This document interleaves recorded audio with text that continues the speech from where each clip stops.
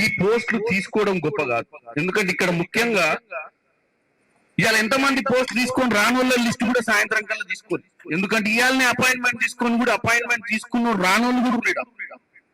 ఎందుకంటే మొదటి రోజు అపాయింట్మెంట్ తీసుకుంటే బయట రానోళ్ళేమో మాకు రాలేదని ఇబ్బంది పడుతున్నారు, వచ్చిన వాడేమో పోస్ట్ తీసుకొని ఇది ఇవాళ ఉద్యోగం వచ్చిన వాళ్ళు ఎవరు రాలేదో వాళ్ళకి నిజంగానే రీజన్స్ ఉండి రాకపోతే ఆరోగ్యం బాలేకనో ఓకే, అసలు ఆరోగ్యం బాగాలేకుండా పోస్టే ఇచ్చిరు నాకెందుకు అనుకుంటాడు ఇమీడియట్ గా తీసేసేయాలి, తీసి అవసరమైన వాళ్ళకి.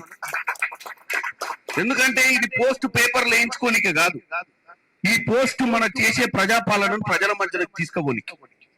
జనరల్ సెక్రటరీ అయినా వైస్ ప్రెసిడెంట్ అయినా అందరికి కూడా రెస్పాన్సిబిలిటీస్ ఉండాలి. కింద పోయి మీరు పనిచేస్తేనే మీకు పట్టు దొరుకుతుంది. ఈ రోజు ఎవరికి రెస్పాన్సిబిలిటీ లేకున్నా గానీ ఈ ఉద్యోగం ఎందుకు వచ్చిందో కూడా తెలియని పరిస్థితి ఉంటుంది డిస్ట్రిక్ట్ కమిటీలో. అదే కాకుండా మండల పార్టీ అధ్యక్షుని కూడా కొత్తగా నియమిస్తారు. మండల పార్టీ అధ్యక్షుడిని నియమించేటప్పుడు నేను ముఖ్యంగా నాయకులకు అందరికి చెప్తున్నా, మనకు నచ్చినోని వేసుకోవడం గొప్ప కాదు, మనకు నచ్చినోని మండల పార్టీ ప్రెసిడెంట్ చేసుకుంటే గొప్ప కాదు.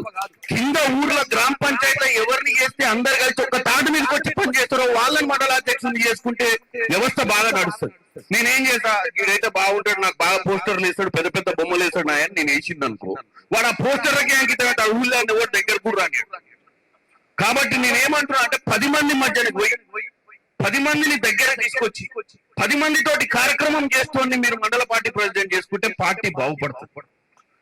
అటువంటి అందరి దగ్గర పోయి కడుపులో తలకాయ పెట్టి పని చేయించుకుంటూనే నాయకుడు. మనం మంచి చేయాలన్న ఆలోచన ఉండాలి, కానీ పాత కక్షలు గుర్తుపెట్టుకుంటే పార్టీకే నష్టం అవుతుంది. ఇలా వాస్తవంగా చెప్పాలంటే మన నల్గొండ జిల్లాలో ఒక్క సీటు కూడా ఓడిపోతుంది.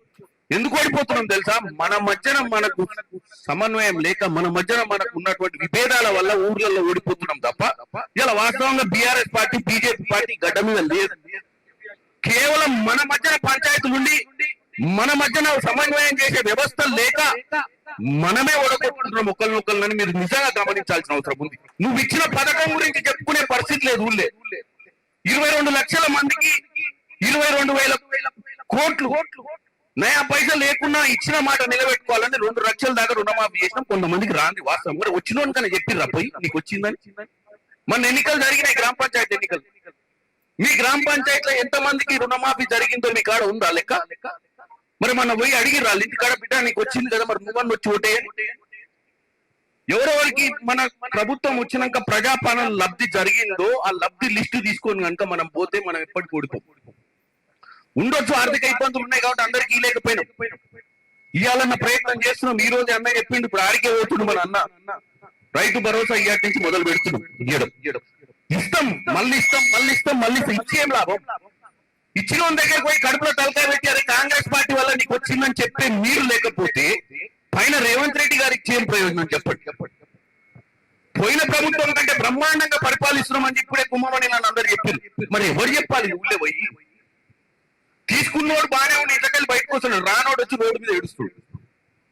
రాని 10 మంది వచ్చిన 70 మంది ఏమో ఇంట్లో ఉన్నారు రుణమాఫీ. వాడు బయటకు వచ్చి కాంగ్రెస్ పార్టీ పుణ్యాన నాకు 10 ఏళ్ల నుంచి కాలే ఇవాళ అయిందని చెప్తలేడు. మరి ఎవరు చెప్తుండ్రు? 10 మంది రానోళ్ళు వచ్చి లబో దిబో ఒత్తుకుంటారు.